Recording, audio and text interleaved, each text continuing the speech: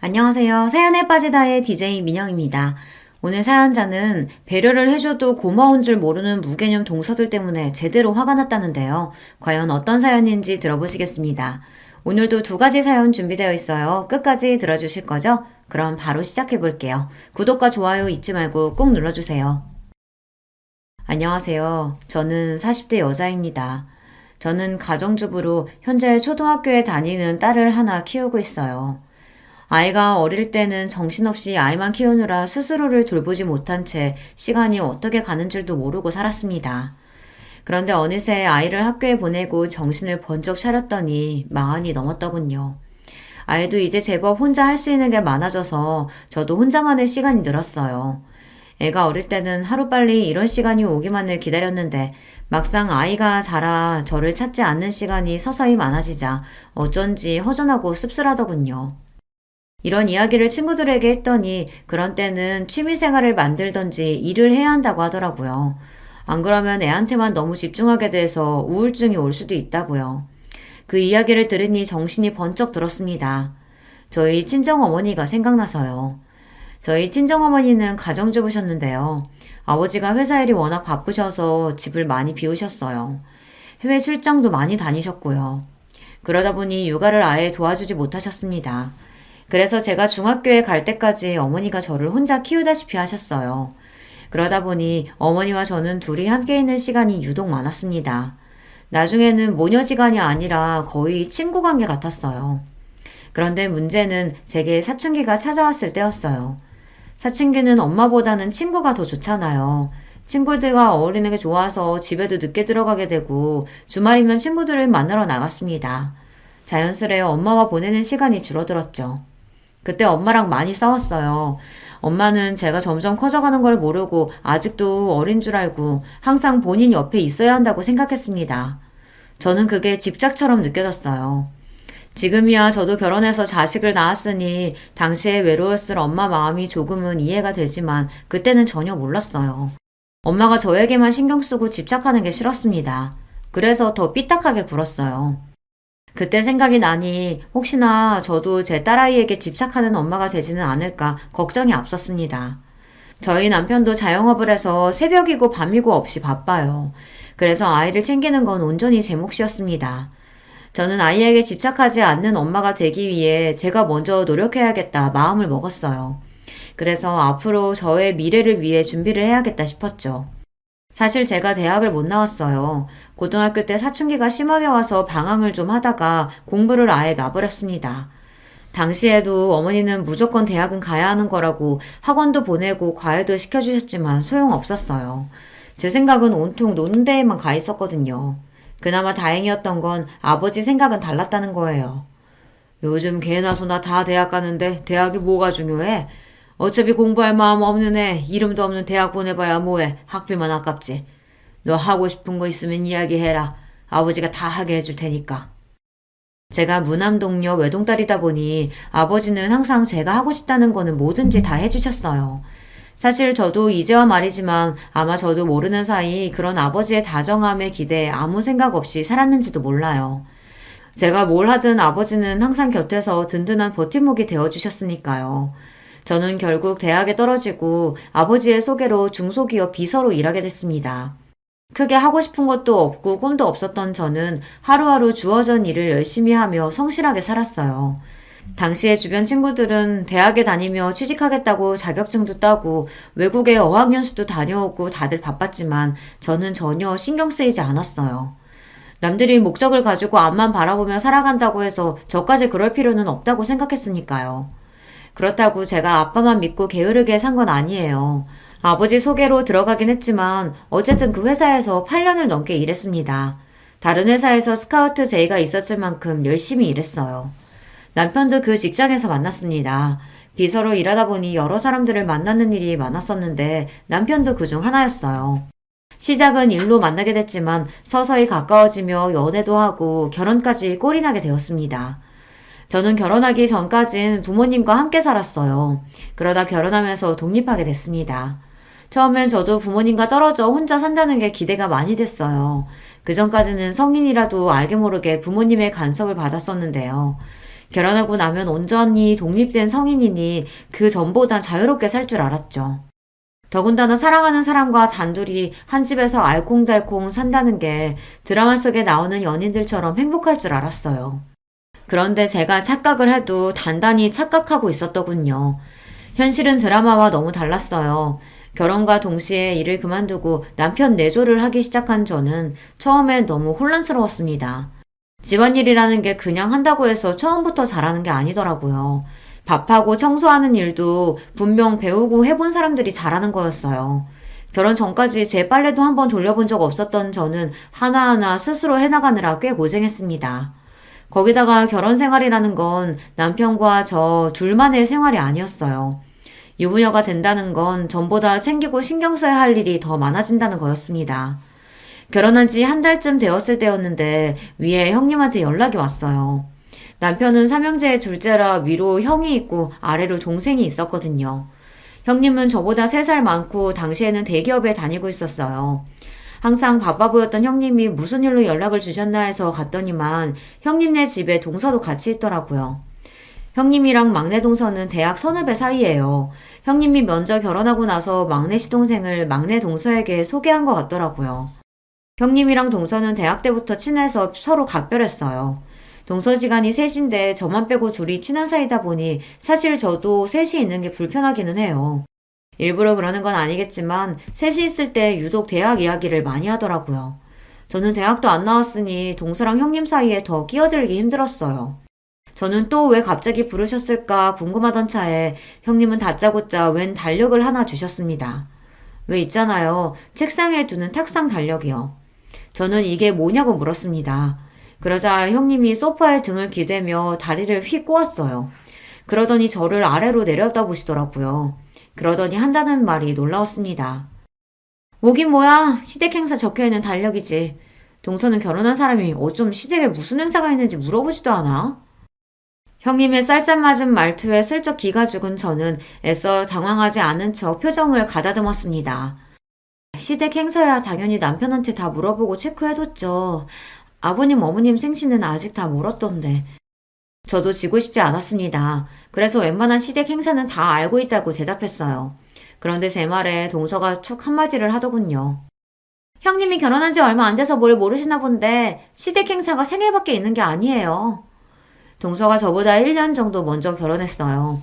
그걸 가지고 동서는 만날 때마다 마치 제 선배처럼 구는데 그것도 참 꼴보기 싫었습니다. 저는 애써 웃어 보이며 생일 말고 또 무슨 행사가 있냐고 물었어요. 결혼한 지 얼마 안 돼서 저는 잘 모른다고요. 우리 시부모님이 연세가 많아서 여기저기 고장난 데가 많은 거 알지? 병원에 치료해 한 달에 2~3번씩 병원 모시고 가야 돼.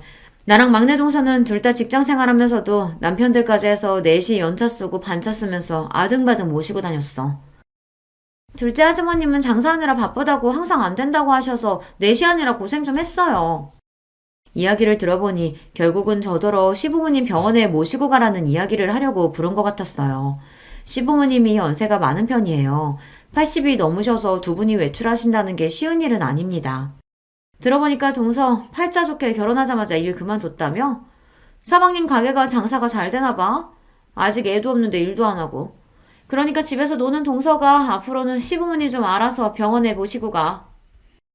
며느리가 시부모님을 모시고 병원에 가는 게 당연한 일은 아닌데 형님은 저에게 무슨 악감정이라도 있는 사람처럼 미간까지 구기면서 짜증스럽게 이야기를 했어요. 물론 자식으로서 연세 많은 시부모님 모시고 병원에 가는 게 어려운 일은 아니에요.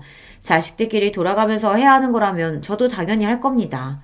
그런데 마치 제가 다 하는 게 당연하다는 듯 이야기하는 형님의 태도에 어쩐지 기분이 상했습니다.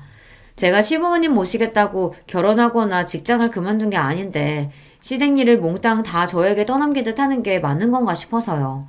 이대로 괜히 가만히 있다가는 바보처럼 제가 다 해야 할 것 같아 저도 마른 침을 한번 꼴깍 삼키고 조심스레 말을 꺼냈습니다.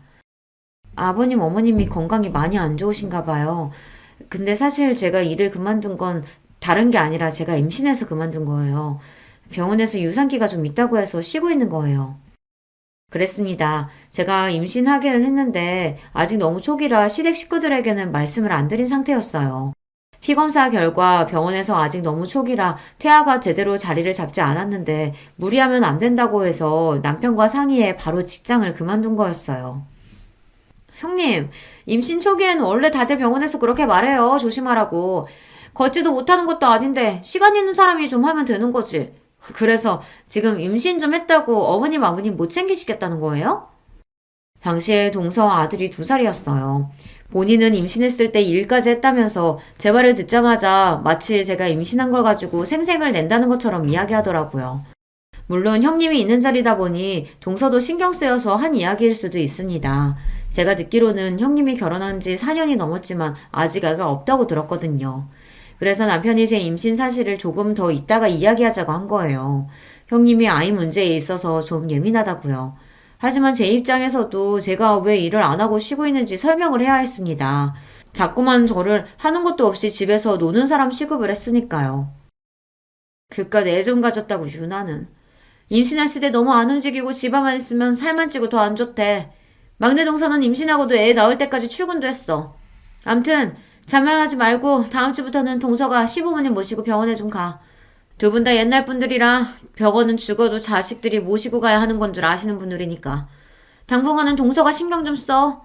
지금까지 서방님 장사한다고 매번 시부모님 일은 우리가 다 했단 말이야. 이제 동서도 들어왔으니까 서방님 대신해서라도 동서가 좀 알아서 해야지.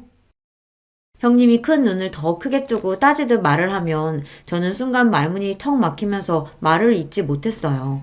동서랑 형님 둘 다 서울대를 나왔습니다.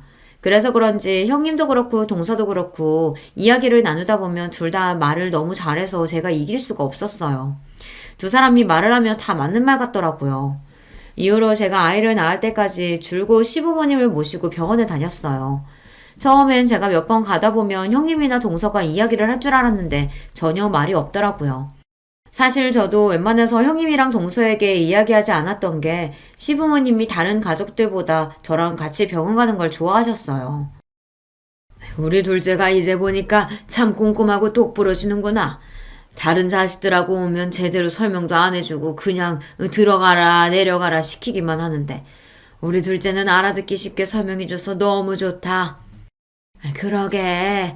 다른 자식들은 엄마 아빠 늙었다고 다 모른다고 가만히 있으라고만 해가지고 눈치 보여서 무슨 말을 못하는데 우리 둘째 며느리는 어찌나 나긋나긋하고 상냥한지 몰라. 우리 둘째가 장가를 참 잘 갔어. 다음번에도 우리 둘째랑 오면 좋겠다. 저는 평소 하던 대로 하는 건데 시부모님은 저를 편하게 생각하셨어요. 한편으로는 많이 배우고 똑똑한 며느리들보다 만만한 제가 편하신 건가 싶기도 했는데 어찌됐든 저랑 다니는 게 좋다고 하시는 말씀이니 좋게 받아들이기로 했죠. 그러던 중 저도 일이 생길 때가 있잖아요. 제가 급한 일이 생겨서 형님에게 부탁하려고 하면 항상 회사 핑계를 댔어요. 아버님 피검사하는 날이 당장 다음 주인데 이렇게 갑자기 안 된다고 하면 어떡해. 동서가 집에 있어서 잘 모르나 본데 우리 회사는 한 주 전에 연차 못 내. 나는 안 되니까 동서한테 부탁하든지. 형님, 저는 직장 다니면서 애까지 키우는 워킹맘이에요. 형님이 아직 애가 뱃속에 있어서 모르니까 그러시는데 그 제 귀중한 열차를 그런 데 쓸 수는 없다고요. 형님도 동서도 바빠서 그러는 거 이해 못하는 거 아닙니다. 시부모님 일이니 아들들이 하는 게 맞는 건데 이런 일로 며느리들끼리 싸울 일도 아니고요.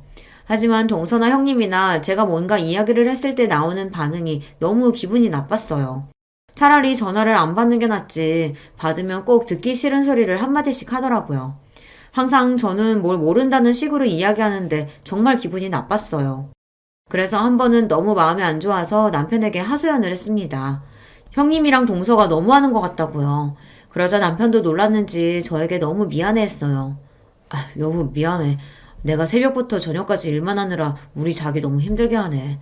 이번에 병원 가는 건 내가 무슨 일이 있어도 갈 테니까 걱정하지 마. 그리고 형수랑 재수씨 만나면 내가 따끔하게 한마디 할게. 우리 자기 힘들게 하지 말라고. 남편이 저 기분 나아지라고 하는 말인 거 알지만 그래도 남편이 제 편을 들어주니 저는 좋았습니다. 남편이 식당을 운영해요. 사장인데다가 음식까지 본인이 직접 만들다 보니 새벽부터 시장 가서 장 보고 가게 마감까지 합니다. 그러다 보니 쉬는 날이 거의 없어요. 그래도 남편은 저와의 약속을 지켜줬습니다. 한 달에 한 번은 가게 문을 닫고 시부모님을 병원에 모시고 갔어요. 그리고 제가 만삭이 돼서 배가 불러왔을 때는 남편이 직접 나서서 시부모님과 다른 가족들에게 이야기했습니다. 우리 사랑이 엄마 이제 만삭이라 힘들어서 운전 못해. 내가 한 달에 한 번은 가게 문 닫고 어머니 아버지 모시고 병원 가겠지만 나머지는 아버지 어머니 두 분이서 가시던지 형제들이 알아서 해. 아버지 어머니 눈도 어두워서 버스도 제대로 못 타시는데 어떻게 두 분이서 병원에 가? 그러니까 형이 모시고 가면 되잖아. 내가 노냐? 안 그래도 회사 힘들어서 눈치 보여 죽겠는데 이런 일까지 신경 써야겠어? 이런 건 좀 집에서 노는 사람이 하면 안 되냐? 형, 말 조심해. 놀기는 누가 놀아? 여기 노는 사람 하나도 없어. 그리고 어머니 아버지가 우리 부모님인데 왜 며느리들한테 떠넘겨? 우리 부모님 일이니까 아들들끼리 알아서 해. 남편도 좋게 이야기하고 싶었지만 다들 제가 시부모님을 모시고 병원에 가는 걸 너무 당연하게 생각하는 분위기라 남편도 기분이 상해서 목소리가 격해졌습니다. 어머, 우리 작은 아주머님 평소엔 말씀이 없으셔서 과묵한 줄 알았는데 엄청 사랑꾼이시구나. 작은 형님은 너무 좋겠다. 그쵸, 형님? 분위기가 격해지자 막내 동서가 나서서 애써 말을 돌렸어요. 그런데 그 상황에서 형님은 괜히 또 저를 쏘아보더군요. 아직 애가 나온 것도 아니고 어차피 집에 있는 사람이 좀 하면 안 되는 건가? 꼭 일을 키워서 집안에 분란을 만들어야겠어? 형수, 왜 자꾸 이 사람한테 뭐든 다 떠넘기려고 하세요? 형수가 하기 싫으면 그냥 안 하면 될 일이지. 무슨 대장처럼 나서서 이래라 저래라 해요. 뭐야? 이 자식이 어디 감히 형수한테 그딴 소리를 해? 아휴, 서방님이 무서워서 이제 무슨 말도 못하겠네. 네, 형수님. 제발 좀 제 눈치 보시고 이 사람한테 함부로 하지 마세요.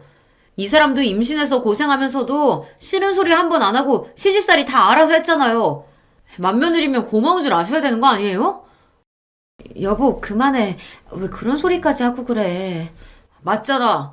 당신 임신 중독증 걸려서 밥도 한 숟갈 못 먹었는데 우리 어머니 아버지 병원 간다고 새벽부터 일어나서 준비하고 병원 갔다 온 날은 아버지 힘들어서 식사 잘 못하신다고 전복죽에 반찬을 매일 해서 가져갔잖아.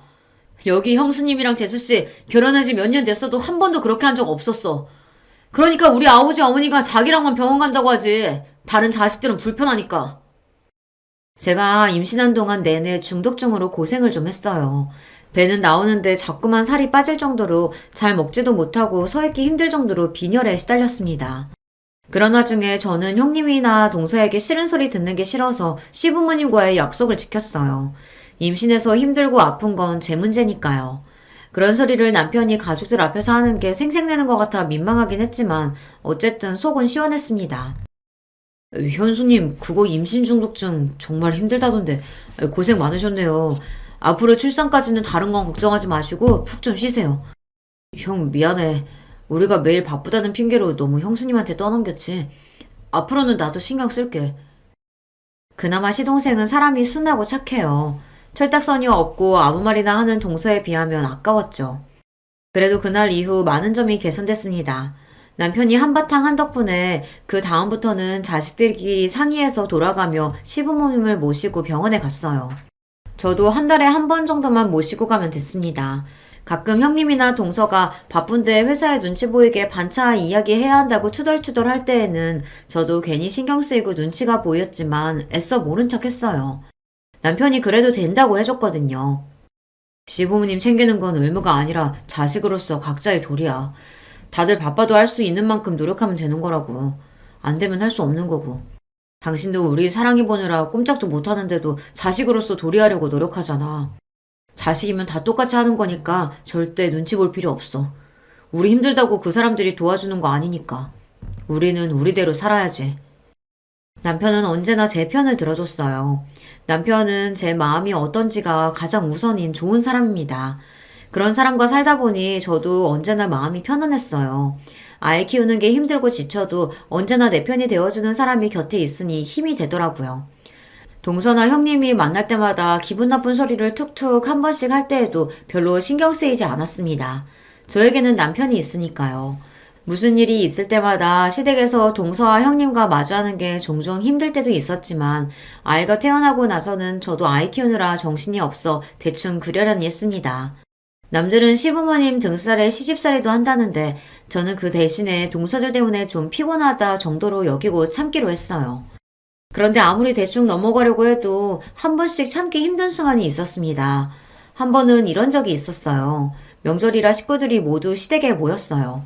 그때 형님이 결혼하고 7년 만에 임신해서 형님 어깨가 한껏 올라갔을 때예요. 입덧이 심하다고 아무것도 못하고 누워만 있을 때였죠. 제가 임신했을 때는 유난이라고 그렇게 무안을 주더니만 본인은 저보다 더 하더라고요. 냉장고를 열기만 해도 냄새 난다고 주방에 나오지도 않았어요. 거기다가 입덧을 한다는 사람이 먹고 싶은 건 얼마나 많은지, 시댁에 와서도 갑자기 물회가 먹고 싶다는 둥, 골뱅이 무침이 먹고 싶다는 둥 계속 주문을 해서 아주버님이 장을 받아주면 저와 시어머니가 연신 음식을 해다 줬어요. 우리 큰형님 맨날 자식 필요 없다고 부부끼리 잘 살 거라고 하시더니만 애 생겼다고 저렇게 유난하게 구실 줄은 몰랐어요. 그래도 늦게라도 생겼으니 얼마나 다행이야. 난 골뱅이가 아니라 산삼을 캐다 달라고 해도 캐다 줄 거다. 그 전까지는 다들 형님 눈치를 보느라 이야기를 안 했었는데 막상 형님에게 아기가 생기고 나자 시부모님도 다들 좋으신지 여기저기 아프던 것도 하나도 안 아프다고 하실 정도였죠. 내가 죽기 전에 우리 큰아들 자식 보는 거 보고 죽으면 여한이 없겠다 했는데 내가 이제 정말 죽어도 여한이 없다. 아버님은 죽기는 왜 죽어요. 우리 큰손주 대학 가고 결혼하는 것까지 다 보셔야죠. 어머, 근데 동서 이거 간 본 거 맞아? 난 새콤달콤한 게 묻힌 게 좋은데. 네, 형님. 식초 좀 더 넣을게요. 아주 상전도 이런 상전이 없었습니다.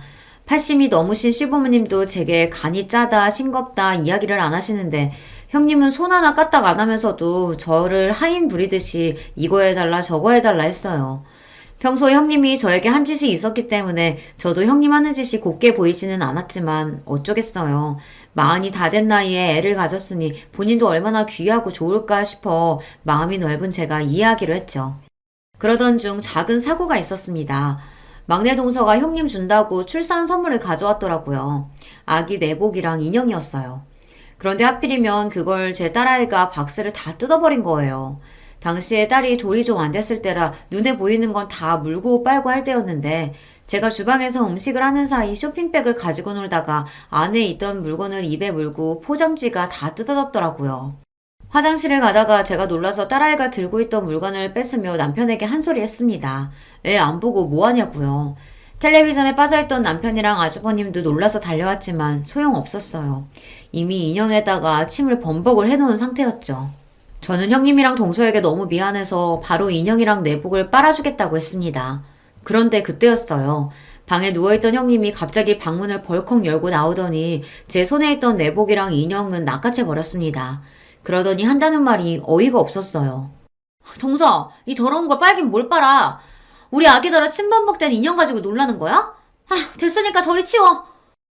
주아가 요즘 이가 나느라 잇몸이 간지러운지 아무거나 이로 깨물더라고요.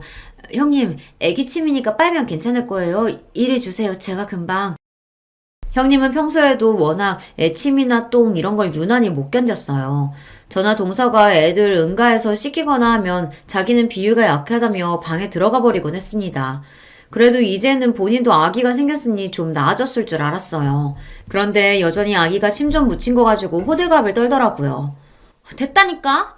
나 이렇게 더러운 건 내 새끼한테 못 주니까 그냥 갖다 버려. 아까우면 그냥 주아 쓰게 두던지. 애침 가지고 더럽네 뭐네 하는데도 저는 평소 형님 성격을 잘 알다 보니 좋게 넘어가려고 했습니다. 그래서 어떻게든 깨끗하게 빨아주려고 했어요. 그런데도 형님은 끝까지 필요 없다고 소리를 지르며 제게 인형을 던졌습니다. 형수, 지금 뭐 하시는 거예요? 애가 그럴 수도 있지 뭘 그렇게 예민하게 굴어요? 아유, 그래, 큰애야. 애가 놀다 보면 그럴 수도 있는 거지. 가족끼리 뭘 그런 걸로 따지고 그러냐? 다들 왜 저한테만 그러세요? 제 뱃속에 아기 어떻게 가지는지 몰라서 그러세요? 제가 얼마나 힘들게 가지는데 전 절대 남이 쓰던 거, 침 묻은 거 이런 거 절대 내 새끼한테 안 줄 거예요. 형님이 아이를 시험관으로 어렵게 가셨어요. 병원에서 처음엔 쌍둥이라고 했는데 얼마 전에 쌍둥이 중 한 아이가 계류 유산이 되어 한 아이만 남았습니다.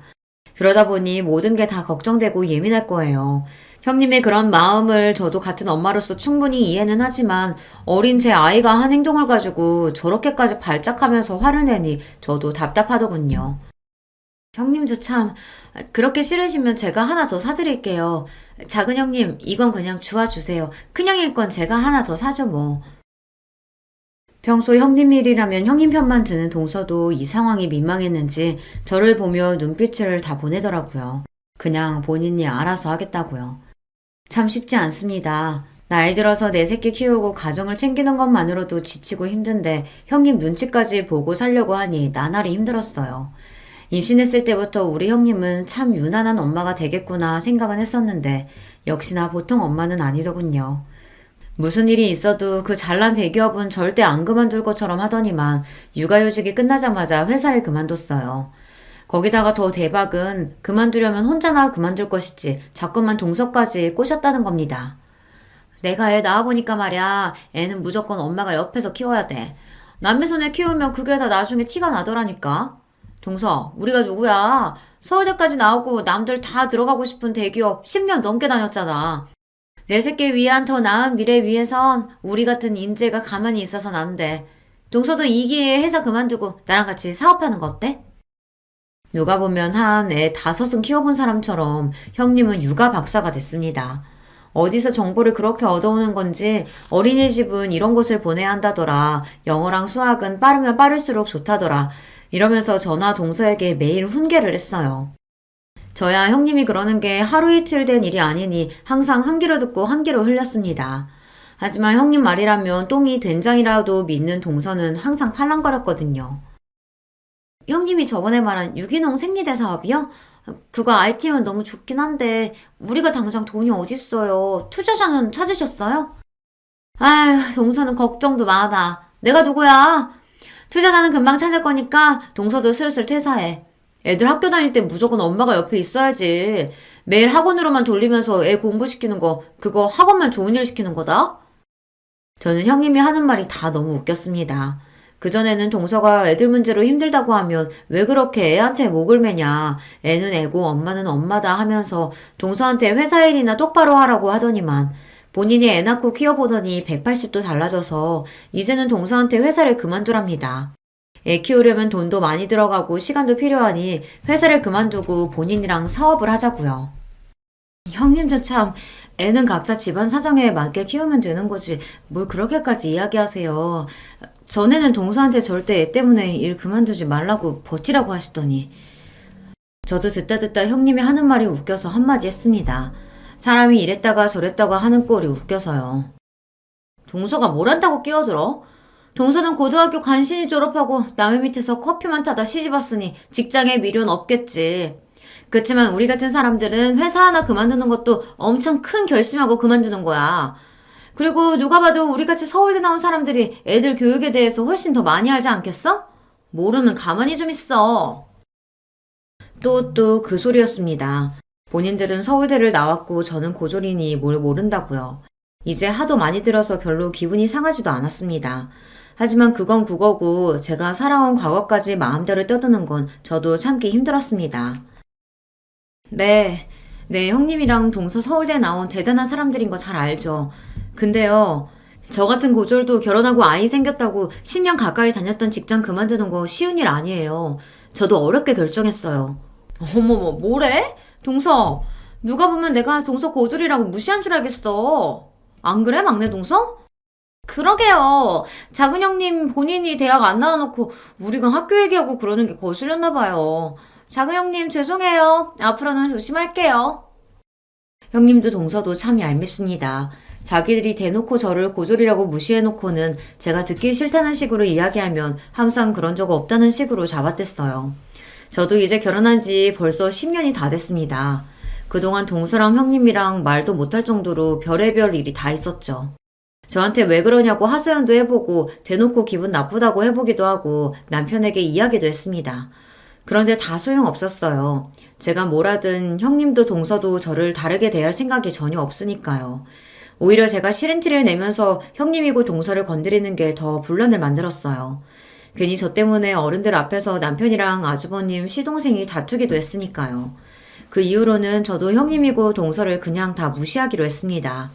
그 사람들이 잘나든 잘나지 않든 그냥 저랑은 많이 다른 사고방식을 가진 사람들이라고 생각하기로 했어요. 저에게 기분 나쁜 소리를 해도 웃어넘기고는 했죠. 그런데 저 혼자서만 노력한다고 해서 되는 게 아니더군요. 어느 날이었습니다. 주말 아침부터 형님에게 연락이 와 받았는데 오늘 형님네 조카 생일잔치라고 저더러 집에 와서 좀 도와달라고 하더라고요. 동서, 오늘 서방님 집에 계시지? 서방님한테 주화 좀 맡기고 우리 집에 오늘 와줄 수 있을까? 우리 유리 생일이라 집으로 친구들 초대했는데 도와주겠다고 했던 친구가 갑자기 일이 생겨서 못 온다고 그러네. 조카 생일이라 집에서 생일 파티를 하는데 음식이랑 파티 준비를 도와주기로 했던 친구가 갑자기 일이 생겨서 못 오게 됐답니다. 그래서 저에게 도와달라는 거였어요. 그런데 저도 아이랑 약속이 있어서 아무래도 안 될 것 같아 형님 부탁을 거절했습니다. 상황은 알겠는데 어쩌죠? 저도 오늘은 주아랑 볼일 치러 가겠다고 약속해서 오늘은 좀 힘들 것 같은데. 동서는 시간 안 된대요? 평일에 학원 다니느라 고생하는 딸아이가 이번 주말만큼은 가족들이랑 볼링 치러 가고 싶다고 해서 이미 약속을 한 상태였는데 제가 빠지기가 미안했습니다. 막내 동서도 당연히 불렀지. 근데 나나 막내 동서나 둘 다 공부만 할 줄 알지 음식 솜씨는 영 없잖아. 음식은 동서가 잘하니까 와서 좀 도와줘. 아니 볼링장이야 내일 가도 되잖아. 마음이 급하기는 한지 형님이 웬일로 저에게 좀 도와달라고 애원을 하더군요. 저는 고민 끝에 남편과 딸에게 볼링장은 내일 가자고 잘 이야기하고 형님네로 갔습니다. 역시나 형님이었어요. 고작 10살짜리 생일 파티를 거하게도 준비하셨더군요. 이벤트 업체에서 파티용품이랑 마술사까지 불렀다더라고요. 아무튼 우리 형님 유난하다니까. 이럴 거면 음식도 업체 부르면 되지. 왜 굳이 집에서 직접 하겠다고 한 거예요? 웬만한 건 배달 시켰지. 근데 우리 유리가 떡볶이랑 김밥은 작은 엄마가 한 게 제일 맛있다잖아. 꼭 친구들한테 자랑하고 싶다고 작은 엄마 불러달라고 난리 치는데 어쩔 수가 없었어. 어쩐지 이상하다 싶기는 했습니다. 항상 비싸고 좋은 것만 좋아하는 형님이 웬일로 저에게 김밥이랑 떡볶이를 만들어 달라고 하나 했더니만 조카가 제가 만든 게 제일 맛있다고 했나 보더라고요. 조카가 제가 만들어준 음식이 맛있다고 하니 괜히 더 기분이 좋아져 더 열심히 만들어줬어요. 생일 파티 준비가 거의 마무리되어 가자 조카 친구들이 우르르 도착했습니다. 제가 할 일은 끝난 것 같아 조카에게 생일 축하한다고 인사를 하고 나올 생각이었어요. 그런데 그때 작은 소란이 좀 있었습니다. 조카에게 인사하려고 조카가 친구들이랑 놀고 있던 방에 들어갔더니 애들끼리 이상한 소리를 하고 있더라고요. 뭐? 너네 엄마 대학 안 나왔다고? 헐, 어떻게 그럴 수가 있어? 우리 엄마가 그러는데 대학 안 나오면 인생 망하는 거라던데? 에이, 무슨 소리야. 대학 좀 안 나온다고 인생이 왜 망해? 우리 엄마가 그러는데 인생은 공부만 잘한다고 잘 사는 게 아니라 했어. 그리고 우리 엄마 대학 안 나왔어도 지금 회사 다니면서 잘 살아. 그거야, 너희 엄마가 대학을 안 나왔으니까 일부러 그런 소리 하는 거지. 대학 못 나온 게 창피하니까. 아니거든. 우리 엄마 대학 안 나온 거 하나도 안 창피하거든. 우리 엄마 대학 안 나왔어도 우리 집에는 차 2대나 있어. 완전 부자야. 차가 2대라고 다 부자냐? 집이 넓고 커야 부자지. 너희 집 화장실 하나잖아. 그럼 부자 아니야. 저도 자식을 키우고 있다 보니 애들끼리 별의별 말 다 하는 거 잘 압니다. 조카나 조카 친구나 둘 다 아직 어린애들이니 어른들에게 들은 이야기를 가지고 아무렇게나 하는 말이라는 것도 잘 알고요. 자기들이 무슨 소리를 하는지도 모르고 하는 걸 거예요. 하지만 아무리 몰라서 하는 말이라도 제 조카가 친구에게 한 말은 분명히 상대방 기분을 나쁘게 할 수 있는 말이니 어른으로서 바로 잡아주는 게 맞다 싶었습니다. 유리야, 큰엄마가 들어오다가 우연히 들었는데 친구들한테 그렇게 말하면 안 되는 거야. 친구 엄마 이야기인데 그렇게 함부로 이야기하면 친구가 상처받을 수도 있잖아. 친구들끼리 싸우지 말고 우리 서로 사과할까? 여럿이 있는 앞에서 누구 잘못이라고 이야기하기가 저도 좀 그래서 다시 예쁘게 말을 해보자고 했습니다. 그런데 그때 제 얘기에 조카가 기분이 상했는지 갑자기 울음을 터뜨렸어요. 그러더니 큰 소리를 내며 동서들이 있는 거실로 나갔습니다. 엄마, 작은 엄마가 나한테 뭐라고 했어. 작은 엄마가 내 편 안 들어주고 김민지 편 들어주고 작은 엄마 미워. 작은 엄마 자기 집에 가라고 해. 순간 눈물을 펑펑 흘리며 형님에게 달려가는 조카의 모습에 저는 적잖이 당황했습니다. 더군다나 더 기가 막혔던 건 형님의 태도였어요. 동서 뭐야? 유리 얘기 들어보니까 이건 순전히 동서가 고졸이라 기분 나빠서 우리 유리한테 뭐라고 한 것 같은데 유리가 고졸은 망하는 거라고 해서? 애 말만 듣고 저에게 다짜고짜 따지는 형님의 태도에 저는 기가 막혔습니다. 더군다나 조카가 친구 엄마가 대학 안 나왔다고 그러면 망하는 거라고 그렇게 이야기한 걸 듣고도 저에게 화만 냈어요. 자기 자식 사과시킬 생각은 안 하고요. 형님, 지금 무슨 말씀 하시는 거예요? 애들끼리 싸우는 거 말린 건데 제가 기분 나쁠 게 뭐가 있어요? 유리가 대학 안 가면 망하는 거라고 해서 그런 말 하면 안 된다고 했다면서요. 그럼 형님이 기분 나빠서 하신 얘기가 맞죠? 혼내는 시어머니보다 말리는 시누이가 더 얄밉다더니 딱 그 짝이었습니다. 가만히 있으면 반이라도 갈 걸 동서는 굳이 나서서 형님 편을 들더군요. 그건 제가 고졸이라서 기분 상해서 그런 게 아니라 아무리 어린애라도 친구한테 그런 식으로 이야기하면 안 되니까 하지 말라고 가르쳐 준 거예요. 서울대식이나 나오면 뭐랍니까? 사람이 저 정도로 기본 개념이 없는데 말이죠. 저도 나름대로 아이들도 있으니 참아보려고 했습니다. 그런데 짜증이 나서 도저히 참을 수가 없었어요. 표정 관리가 되지 않았습니다. 그런데 그때 형님은 결코 넘지 말아야 할 선을 넘고야 말았습니다. 맞네, 맞아. 지가 고졸이라 찔려서 그런 거네. 맞아. 동서, 괜히 핑계 좀 대지 마. 평소에도 우리한테 학벌로 밀리니까 이래저래 짜증났었는데 이때다 싶어서 내 새끼한테 화풀이 한 거잖아. 아휴, 정말. 이래서 가족도 수준이 맞아야 하는 거라니까. 동서, 잘 들어. 고졸이면 인생 망하는 거 맞아. 너 스스로 좀 봐. 너는 우리 집안 수치잖아. 그러니까 망한 거 맞지? 이제 좀 내 말 알아들었어? 순간 저는 제 두 귀를 의심했습니다. 제가 들은 말이 정말 사실인가 싶어서요. 형님은 저에게 아예 말까지 다 놓고 너너 소리를 지르며 삿대질까지 했습니다. 형님, 지금 저한테 집안의 수치라고 하셨어요? 그 말 후회 안 하죠? 사람이 너무 화가 나면 이성이 날아간다고 하잖아요. 제가 그 순간에 딱 그랬어요. 정말 간신히 붙잡고 있던 이성의 끈이 빠지지 끊어지며 형님이고 뭐고 눈에 뵈는 게 없었습니다. 뭐래? 어디서 무식한 게 똥폼을 잡고 있어. 내가 후회를 왜 해? 좋아요. 이거 보시고도 정말 후회 안 하시나 보죠. 이거 받으세요. 저희 친정아버지 명함이에요. 저는 곧바로 가방에서 아버지 명함을 꺼내 형님에게 건넸습니다. 그때까지도 형님과 동서는 제 행동이 이해가 되지 않는다는 듯 미간을 구기고 있었어요. 아버지 명함은 왜 주고 난리냐라는 눈빛을 노려보면서요. 그런데 그때 명함을 먼저 확인한 동서가 눈이 둥그레져선 토끼 눈으로 저를 바라봤습니다. 어머, 형님, 이거 뭐예요? 동아벤처 대표 이동우면 그때 우리한테 연락했던 투자자잖아요. 이 사람이 정말 형님 친정아버지라고요? 말도 안 돼. 동서 똑바로 본 거 맞아? 어머머, 이게 뭐야? 정말 그 투자자잖아. 맞아요. 얼마 전에 형님이랑 동서가 하기로 한 사업에 투자하겠다고 연락한 투자사 대표가 우리 친정아버지예요. 그랬습니다. 동서나 형님에게 구체적으로 말한 적은 없지만 친정아버지께서 사업을 크게 하세요. 예전부터 많은 기업에 투자하셨는데 최근에는 스타트업 사업이나 젊고 유능한 사업가들에게 투자하시더라고요. 최근에도 좋은 아이템을 찾고 계시길래 제가 형님이랑 동서가 하는 유기농 생리대 사업을 추천했습니다. 그래서 아버지 회사에서 동서랑 형님네 회사로 연락했던 거예요. 이런 사실을 동서나 형님이 알면 부담 가지실 것 같아 얘기를 안 한 건데 도저히 말 안 하고는 안 되겠더라고요. 내가 누군지도 모르고 저더러 집안에 수출하는 둥 어떻다는 둥 말을 함부로 짓거리니 본때를 보여줘야겠다 싶었습니다. 그 순간 믿기지 않는 일이 벌어졌어요. 형님이 애들에게 밥부터 먹으라고 거실로 다 내보내더니 방문을 닫더라고요. 그러더니 동서의 허리를 쿡 찔렀습니다. 그러고는 둘이 슬쩍 눈빛을 주고받더니만 동시에 바닥에 무릎을 꿇고 앉았어요. 동서, 미안해. 내가 정신이 나갔었나 봐. 아무리 화가 나도 사람이 할 말 못할 말이 있는 건데 내가 실수했어.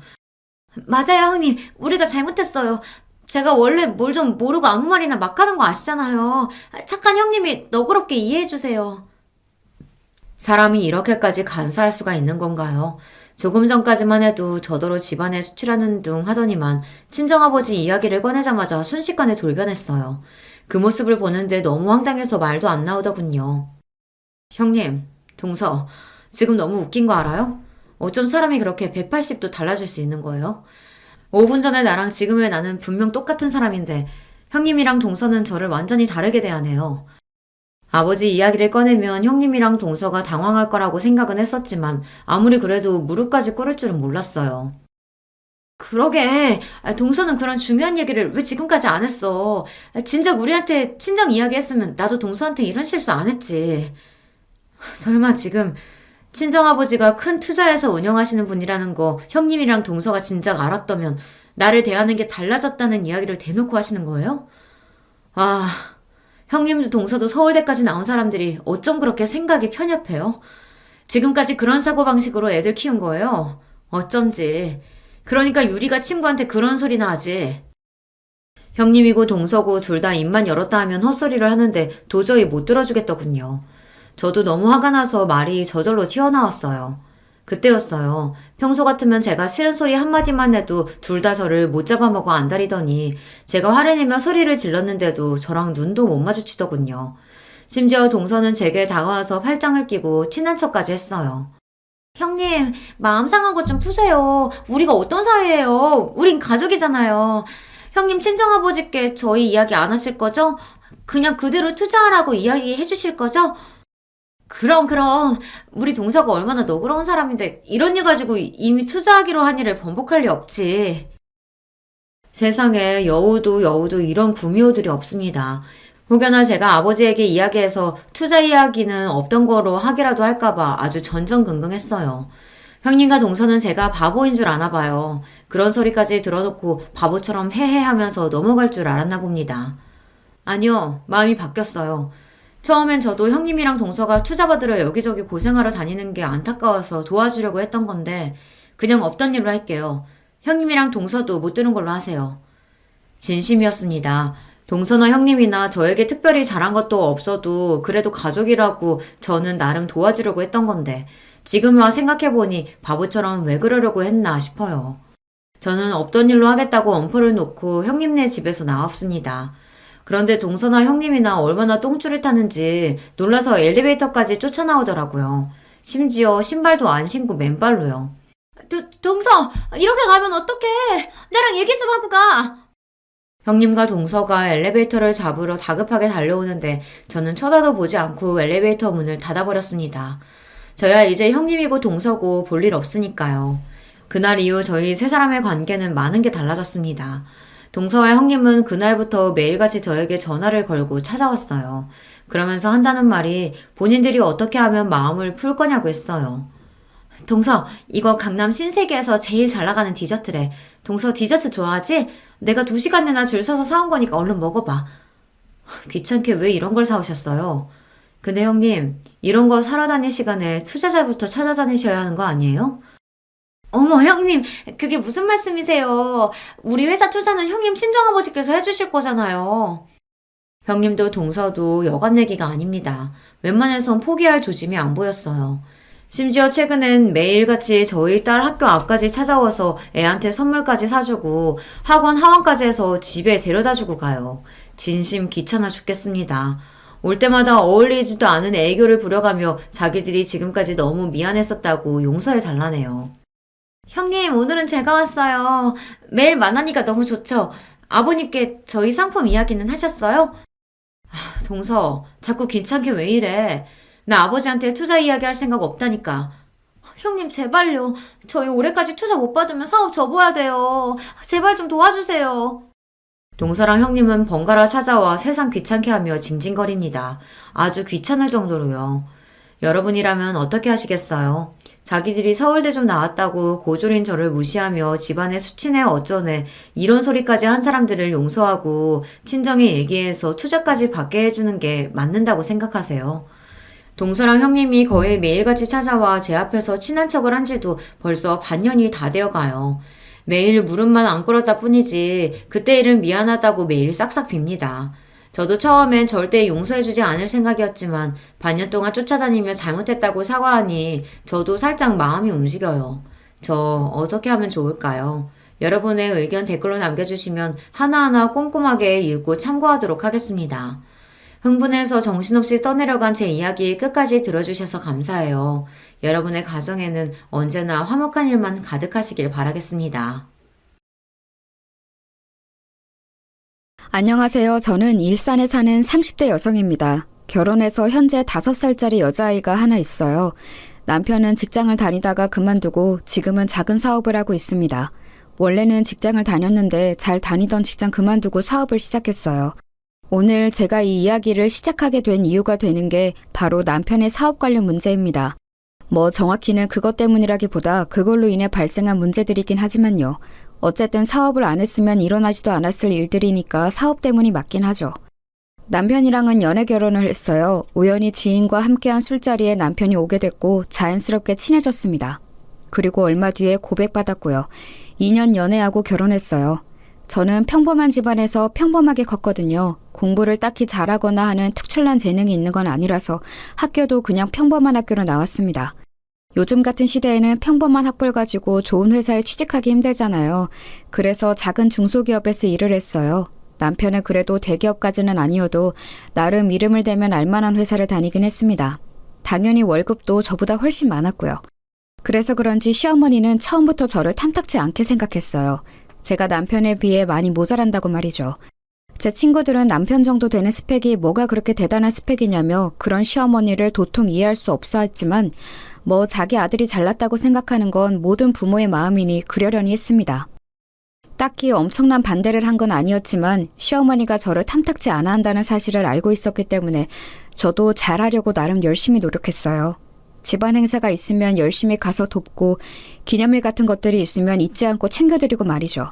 뭐 그럴 때마다 옆집 할매는 이거보다 훨씬 비싼 가방을 받았던데 하면서 마음에 안 드는 티를 냈지만 그렇다고 자기 아들이 엄청 대단히 많이 버는 건 아닌 걸 알고 있었기 때문에 더 이상 말을 하지는 않았습니다. 벌이가 넉넉한 편은 아니었지만 그래도 저금도 하고 나름 괜찮았어요. 하지만 그마저도 제가 임신을 하면서 빠듯해지기 시작했습니다. 아시겠지만 아직 대기업도 임신한 여자 직원에 대한 처우가 좋지 못한데 중소기업은 어떻겠어요. 임신을 하면 자연스럽게 그만둬야 하는 분위기가 만들어져요. 그걸 버텨내며 독하다, 눈치가 없다 같은 소리를 들으며 회사 생활이 엄청나게 고달퍼지기 시작합니다.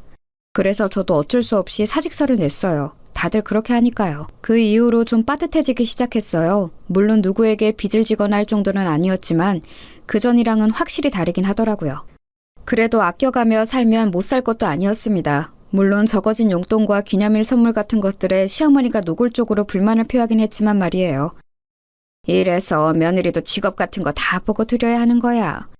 저 들으라고 하는 말이었어요. 자기 딸도 제대로 된 직장을 가지고 있지 않은 상태에서 며느리에게 저러는 게 정말 웃기긴 했지만 대한민국 거의 모든 시어머니들이 그렇잖아요. 여기까진 그래도 괜찮았습니다. 문제는 그 뒤였어요. 아이가 2돌이 지났을 무렵 남편이 그러더군요. 나 사업하려고. 갑자기? 전에 같이 일하던 사람이 지금 회사 그만두고 사업을 시작했는데 진짜 잘 되고 있거든. 보니까 괜찮은 것 같아서 초기 비용도 많이 들지도 않고. 그럼 회사는? 당연히 그만둬야지. 장난해? 미래가 보장된 일도 아닌데 남이 하는 거 보고 잘 된다고 덜컥 회사를 그만두고 사업을 한다는 게 무슨 말이야 대체. 나 진짜 잘할 수 있어. 안 돼? 불확실한 일에 미래를 걸 수는 없잖아요. 그리고 어느 누가 잘 다니던 회사를 그만두고 사업을 시작한다는 남편을 반가워하겠어요. 그래서 정말 결사반대를 했습니다. 그리고 이 사실을 시어머니가 알게 됐어요. 남편이 하는 일을 집에서 집안일 하는 여자가 이래라 저래라 입을 대고 나서는 게 말이 되냐? 어? 그냥 남편이 한다고 하면 하게 두는 거지. 한 가정이 가장이잖아요. 만약에 안 되면 어떡하려고. 너는 네 남편을 그렇게 못 믿어서 결혼은 어떻게 했니? 그리고 내 아들이 안 될 리가 있니? 어디서 어른 말에 말대꾸야. 정말 그야말로 난리를 치시더군요. 시어머니의 난리와 남편의 계속되는 설득에 어쩔 수 없이 허락을 했습니다. 소기자본이 얼마 들지 않는다고 해도 사업은 사업인지라 그동안 모아둔 적금을 다 깨고 집을 담보로 대출도 받았어요. 내가 진짜 성공해서 당신 호강시켜줄게. 꼭! 그 말에 정말 철없게 느껴졌습니다. 하지만 제 걱정과 달리 남편의 사업은 잘 풀리는 듯 보였어요. 집에 들고 오는 돈도 그전의 월급의 거의 2배가 넘었습니다. 남편의 사업이 잘 풀리는 것 같자 시어머니의 구박은 날로 더 심해졌어요. 거 봐라. 여자가 남자 하는 일에 입대면 안 된다고 했지? 본인 능력이 없으면 내조라도 잘해야지. 남자 하는 일에 입이나 대고. 우리 애가 다른 건 다 복이 있는데 부인복이 없어 부인복이. 허구한 날 제주제에 너무 과분한 남편을 얻었다며 구박하기 시작했어요. 생색도 엄청 내기 시작했습니다. 제가 들고 입고 하는 모든 것들에 관심을 가지며 그게 비싼지 아닌지 감시하고 뭐가 하나 좋아 보이면 네가 어디 가서 그런 걸 사겠니? 우리 애 아니면. 이라는 말을 달고 살았어요. 그전까진 한 귀로 듣고 한 귀로 흘리던 저도 심해지니 점점 스트레스를 받았습니다. 그래서 저도 일을 시작했어요. 원래 예전에 취미로 봉제 인형을 만들어서 팔았던 적이 있었는데 그게 꽤 반응이 좋았던 게 기억이 나서 집에서 시간이 날 때마다 인형을 만들어 팔았습니다. 뭐 대단히 돈이 되진 않았지만 그래도 제 생활비는 벌 수 있는 정도는 됐어요. 그걸로도 시도 때도 없이 싫은 소리를 해댔지만 말입니다. 그거 벌어봐야 몇 푼 된다고 집에서 애나 보고 살림이나 잘하지. 하여튼 너는 마음에 드는 게 하나도 없니 어쩜? 그래도 그냥 들은 척 안 했어요. 눈치만 먹기는 싫었거든요. 진짜 정말 이중적인 모습은 신우이가 결혼할 때 나타났습니다. 신우이는 제대로 된 직장 없이 아르바이트를 하면서 생활 중이었거든요. 취직 준비를 안 한 건 아니었는데 번번이 떨어졌어요. 그런데 어디서 소개팅으로 대기업을 다니는 남자를 만나 결혼을 하게 된 겁니다. 그때 시어머니가 했던 말이 정말 가관이었어요. 인물이 그저 그렇더만 우리 애같이 이쁜 애를 데려가는 걸 복이라 여겨야지. 그렇게 며느리도 직업 형편 다 봐야 한다고 연부를 외우시던 분이 그런 말을 하시더라고요. 그러면서도 혹시나 사위한테는 잘못 보이면 안 된다 생각했는지 앞에서는 그런 말을 한 적도 없는 척 매번 가식적으로 웃어댔습니다. 상견례를 하고 결혼을 준비하는 과정에서 저희 집에 안 좋은 일이 일어났어요. 내내 걱정했던 일이 일어나고야 만 것입니다. 남편의 사업이 망했거든요. 진짜 미안해. 내가 당신한테 면목이 없어. 그런데 한 번만 다시 해보면 안 될까? 장난해? 지금 집에 돈이 어딨어? 초기 자금은 뭐 어디서 가져올 건데? 담보대출 받을 집이 있어. 모아놓은 적금이 있어. 이런 일이 한 번 있으면 정신을 차려야지. 정신을 차리긴커녕 한 번 더 해보겠다는 말을 해? 나 짐 싸서 집 나가는 걸 보고 싶으면 그렇게 해! 정말 철이 없어도 어쩜 저렇게 없는지 한 번 더 해보겠다니요. 그렇게 말하는 남편의 입을 이혼을 무기로 틀어막았습니다. 그리고 취직 자리를 빨리 알아보라고 했어요. 여기저기 부탁해놨어. 그런데 요즘 경기가 좋지 않아서 어떻게 될지는 모르겠다네. 당신한테 진짜 많이 미안해. 그래도 남편이라고 기가 팍 죽어서 그렇게 말하는 모습을 보니까 불쌍하긴 하더라고요. 빚을 지긴 했지만 엄청나게 많이 진 수준은 아니었고 남편이 취직을 하고 제가 인형을 열심히 팔면 길바닥에 나앉을 정도는 아니라서 정말 마음이 힘들긴 했지만 용서하기로 했습니다. 용서 안 하면 이혼인데 그럴 생각은 없었거든요. 그리고 제가 만든 인형이 SNS에서 귀엽다고 소문이 좀 났는지 꽤 팔렸거든요. 그래서 웬만한 직장인 월급보단 벌이가 좋아진 것도 남편을 좀 더 쉽게 용서할 수 있는 일이었습니다. 물론 밤낮으로 인형을 만드느라 안 쑤신 곳이 없었지만 말입니다. 그래도 당분간은 허리를 졸라매야 했어요. 빚이 있으니까 말입니다. 제가 번 돈 중에서 정말 딱 생활비만 제외하고는 다 빚을 갚는 데 썼어요. 그러는 와중에 신우이의 결혼식이 열렸습니다. 마음 같아서는 물론 축의금을 더하고 싶었지만 정말 그럴 여유가 없었어요. 다들 100만 원 정도는 한다는데 정말 여유가 없어서 50만 원을 했습니다. 저는 이해해줄 거로 생각했어요. 왜냐면 남편 사업이 망했다는 건 말하지 않았지만 남편이 사업이 요즘 잘 안 풀려서 너무 힘들다는 이야기를 어머니께 드렸다고 했거든요. 그렇지 않으면 자꾸 뭘 바라시니까 그 정도는 말하라고 제가 시켰었습니다. 그래서 그날 이후 용돈 달라 뭐 사달라 이런 말이 없으시길래 남편이 잘 이야기를 했고 시어머니도 잘 이해하고 있는 줄 알았어요. 하지만 제가 축의금을 50만 원을 한 걸로 그야말로 사단이 났습니다. 결혼식이 끝나고 저를 부르더군요. 그리고는 다짜고짜 면전에 봉투 하나를 던졌습니다. 정말 예고 없이 얼굴에 뭔가를 던진 거라 그 충격에 멍하게 이게 무슨 일인가 생각하고 있을 때 정말이지 쌍욕부터 날아왔어요. 내가 사돈되게 부끄러워서 고개를 못 들겠다. 신우이 결혼식에 축의금 50만 원이 뭐야? 어디서 이런 거지 같은 년이 들어와서 내가 고개도 못 들게 만들어? 어? 네가 지금 제정신이야? 나 쪽팔리라고 일부러 이랬지? 어? 제가 무슨 말을 해야 할지 몰라서 어버버거리고 있자 제 머리를 한 대 툭 치더라고요. 사업이 어려워도 집에 돈이 없어도 신우이 결혼식에 축의를 50만 원 하는 건 내가 어디서 듣도 보도 못했다. 어? 네 대가리에 뭐가 들었니? 생각이란 건 하고 사니? 어? 정말 눈물이 주르륵 흘렀습니다. 뭐라 저항할 사이도 없이 말이에요. 저희 어려운 거 아시잖아요. 돈 100도 없니? 어? 그 정도도 없어? 너는 어디 빌릴 곳도 없어? 내가 어쩌자고 이런 거지 같은 년을 며느리로 들여서 이쪽을 당해야 돼, 어? 한참을 그렇게 욕을 듣고 있는데 뒤늦게 온 남편이 그 앞에서 저를 막아서며 제 편을 들기 시작했습니다. 엄마, 우리 힘들다고 했잖아. 그럼 저거 보고 나가서 식당 일이라도 하라고 해. 집에 가만히 처박혀서 살림이라 하는 년이 뭐가 힘들다고 결혼식 내내 죽상을 하고 앉아서는. 사업이 힘든 것도 네가 힘들지 제가 힘드니? 어? 제가 밤새 주문 들어온 인형을 만들다 결혼식을 가서 안색이 좀 안 좋긴 했었거든요. 엄마 그만해요. 이 사람도 내가 돈 한 푼 안 가져다 주는데 살림하기 힘들어. 그 소리에 어휴 하면서 한숨을 쉬고는 방문을 쾅 닫고 안방으로 들어가더군요. 나중에 생각하니까 그때 너무 놀라고 감정이 북받쳐서 아무 말도 하지 못한 게 정말 후회스럽더라고요. 자기야 진짜 미안해. 사과하는 남편의 꼬라지도 보기 싫었습니다. 사실 취직 자리를 적극적으로 알아보는 것 같지도 않았어요. 맨날 전에 같이 사업하던 사람들과 만나서 푸념이나 하고 집에서도 방 안에 틀어박혀서 게임이나 하고. 당신이 알아서 정리해. 나 이런 소리까지 들어가면서 당신이랑 살 이유 없어. 그렇게 말하고는 시댁을 나왔습니다. 그리고는 한참 뒤 남편이 돌아와서 자기가 어머니께 잘 말했다고 이제 그런 말은 안 하실 거라며 정말 싹싹 빌더군요. 내일부터는 진짜 취직 자리도 열심히 알아보고 내가 진짜 잘할게. 자기야 너무너무 미안해.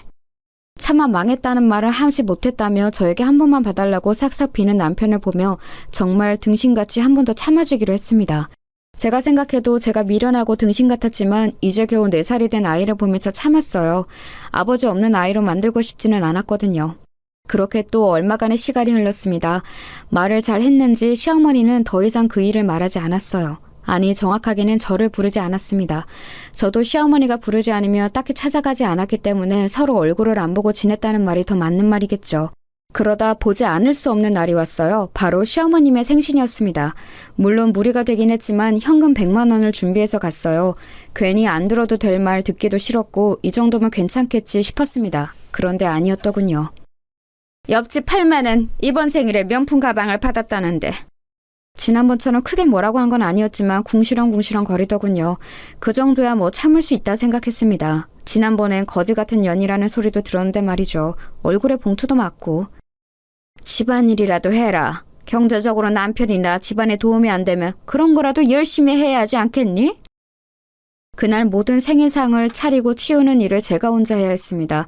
원래는 도와주는 척이라도 하던 시누이조차도 그냥 앉아서 받아먹기만 하더군요. 하루에 10시간 이상을 인형만 붙잡고 있어서 손목이 시려웠지만 진짜 꾹 참았습니다. 하지만 손목이 너무 아팠어요. 쨍그랑 들고 가던 그릇을 놓쳐서 깨먹는 일이 생겼습니다. 제가요. 기다렸다는 듯 폭력에 가까운 잔소리들이 시작되더군요. 너는 진짜 제대로 할 줄 아는 게 도대체 뭐니? 생일날 그릇을 깨? 재수없게? 엄마 그만하세요. 마음에 안 든다 하니까 마음에 안 드는 짓만 골라서 하잖아. 엄마 이 서방 앞에서 창피하게 그만해. 그제야 자기 사위 눈치를 보며 그만두더라고요. 그러면서도 틈만 나면 저를 흘겨봤습니다. 그리고 그 이후로 정말 엄청난 시집살이가 시작됐어요. 경제력에 도움이 안 되면 집안일이라도 열심히 해야 하지 않겠니라는 말은 그냥 했던 말이 아니었던 겁니다. 그 뒤로 틈만 나면 저를 불러다 집안일을 시키더군요. 처음 몇 번은 참고 가서 했습니다. 하지만 그 이후에는 참고 아니고를 떠나 시간이 되질 않았어요. 인형 주문이 점점 더 많아졌거든요. 안 그래도 방 안에 틀어박혀서 하루 종일 게임이나 하는 남편도 너무 꼴보기 싫었는데 시어머니까지 쌍으로 저러니까 정말 당장이라도 짐 싸서 집을 나가고 싶었습니다. 하지만 거의 초인적인 힘으로 그런 마음을 참아가고 있었어요. 그러던 중에 이혼만은 하지 않겠다던 제 아내 결심을 단번에 뒤지는 사건이 또 일어나고야 맙니다. 시어머니가 일을 하라고 불렀고 저는 가지 않았어요. 그랬더니 전화가 오더라고요. 당장 집으로 오지 않고 뭐하니? 와서 일 좀 도우라고 내가 말했잖니. 요즘에 애비가 돈을 못 벌어와서 제가 아르바이트 같은 걸 하고 있거든요. 그래서 도저히 갈 수가 없어요. 잠시 정적이 흘렀습니다. 지금 돈 번다고 시어머니한테 유세 부리는 거야? 일을 못 뺀다는 말씀을 드리는 거예요. 그런 알바에서 몇 푼이나 번다고 유세는 유세야. 당장 못 와? 내가 집으로 찾아가리? 어? 더 이상 참을 수가 없겠더라고요. 방에서 여전히 게임을 하는 중인지 남편이 욕하는 소리가 들려왔습니다. 그 순간이었던 것 같아요. 이 집구석을 반드시 탈출해야겠다고 생각하게 된 게 말입니다. 지금 갈게요. 오늘 결론을 지어야겠다 결심하고 전화를 끊었어요. 그리고는 게임을 하고 있는 남편 방으로 들어가 코드를 뽑았습니다. 아! 지금 뭐하는 짓이야? 이거 다 이긴 게임인데 당신 미쳤어? 미친 건 내가 아니라 너지. 당장 나 따라와.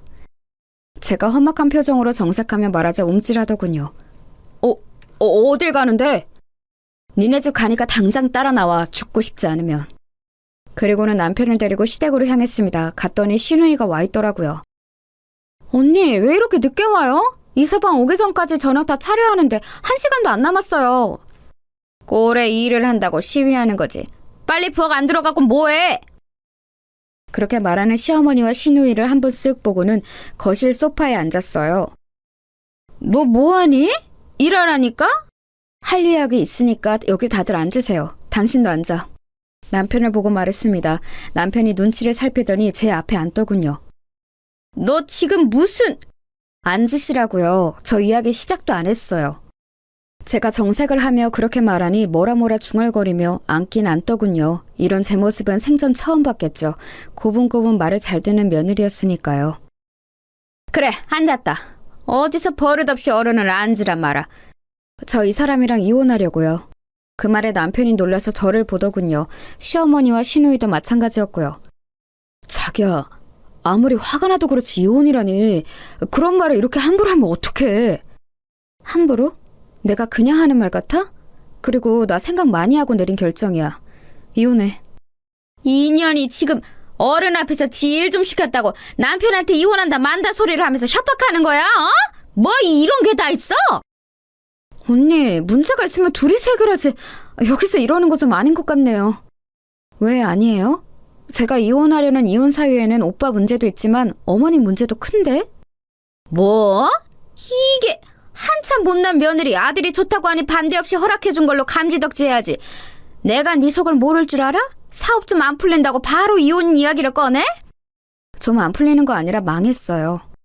그 말에 시어머니가 멈칫하더군요. 뭐? 망했다고요. 이 사람 거의 1년째 백수생활 하면서 집에서 놀고 먹어요. 매일 방에 틀어박혀서 10시간씩 게임이나 쳐하면서. 오빠, 그게 정말이야? 오빠 망했어? 그 질문에 남편이 고개를 숙이더라고요. 예전 같으면 안쓰러운 마음이 들었을 법도 한데 전혀 그런 마음이 들지 않았습니다. 사업이 하다가 좀 망하고 그럴 수도 있는 거지. 사업 망했다고 남편을 버리는 부인이 어딨어? 어? 사업 망했다고 버리는 거 아니고요. 망한 건 1년 전인데 여태 제가 인형 만들어다 팔면서 생활비로 쓰고 대출 받은 거 갚고 그래왔거든요. 당장이라도 다시 취직할 것 같이 굴더니 1년째 취직은커녕 노력도 안 하고 하루 종일 집에 처박혀서 게임이나 하고 술이나 처마시러 다니고 그것도 이제는 못 봐주겠고요. 어머님이 돈돈거리면서 저 구박하는 것도 아니 솔직히 구박도 아니고 이 정도 폭언이면 폭력이라고 생각하거든요. 그것도 저는 더 이상 못 받아주겠어요. 이게 버릇없이. 그 버릇없는 며느리 이제 어머님 며느리 안 하겠다고요. 재산 분할도 안 하고 위자료도 달라고 안 할 테니까 그냥 이혼만 할게요. 양육권도 저 주시고요. 어차피 어머님이 키울 생각도 없으실 테니까 만약 안 들어주시면 소송하고요. 자기야. 제가 진심으로 하는 말인 걸 알았는지 남편이 무릎을 꿇더라고요. 무릎도 한두 번이야 내가 속지. 이제 당신 말 안 믿어. 그냥 혼자 그렇게 좋아하는 게임 실컷 하고 술도 마시고 싶은 만큼 마셔. 자기야. 벙쪄있는 시어머니에게 마지막으로 말했습니다. 거지 같은 저 같은 년 말고 돈 많은 부자 며느리 다시 얻으세요. 과연 빚보는 이 남자 그런 여자가 데려갈지 의문이지만. 빚은 제가 열심히 갚는다고 갚았는데 아직 반 이상 남았거든요. 그것도 알아서 하시고. 얘가 못하는 말이 없어? 기가 좀 죽어서도 끝까지 사과 한마디 없더라고요. 만약에 여기서 한마디만 더 하시면 제가 갚은 빚도 재산분할 청구 소송해서 달라고 할 테니까 다들 입 다무세요. 그리고는 벙쪄있는 세 사람을 두고 나왔습니다. 집으로 오자마자 짐을 싸서 친정으로 갔어요. 그 사이에 온 남편이 바지가랑이를 붙잡았지만 이미 있는 정 없는 정 다 떨어져서 다시 생각할 마음이 들지도 않았습니다. 집으로 와서 그간 있었던 일을 말했어요. 저희 부모님 두 분 다 이혼하라고 노발대발 하시더라고요. 남편은 바로 전화와 문자를 엄청 보내댔습니다. 하지만 정말 있는 정 없는 정이 다 떨어져서 정말 꼴보기도 싫었어요. 그리고 시어머니는 한동안 연락이 없더군요. 그리고 며칠 뒤 전화가 왔습니다. 남편 전화는 다 무시하긴 했지만 시어머니는 어른이기도 했고 또 무엇보다 무슨 이야기를 할지가 너무 궁금해서 받았어요. 여보세요? 아무리 그래도 그러고 나가면 어떡하니? 목소리가 그전에 비해 훨씬 누그러져 있더군요. 아니 본인의 화를 참고 있는지도 모를 일이었지만 일단은 그랬습니다. 욱해서 나온 거 아니고 저도 계속 고민하고 있던 일이었어요. 내가 잘못했으니까 일단 집에는 들어오거라. 어머님이 사과하신다고 한 번에 이해하고 들어갈 거였으면 나오지도 않았어요. 어른이 이렇게 먼저 연락해서 사과하는데 한 번은 들은 척이라도 해야지 않겠니? 어머님 진심으로 사과하시는 것도 아니잖아요. 제가 어머님을 한 해도 해 본 것도 아니고 저는 들어갈 생각 없고 애비랑 살 생각도 없으니까 그 부분은 포기하세요. 또 승질이 났는지 화를 내려더군요. 그리고는 곧 옆에서 신우이가 말리는 듯한 소리가 작게 들렸습니다. 역시나였어요.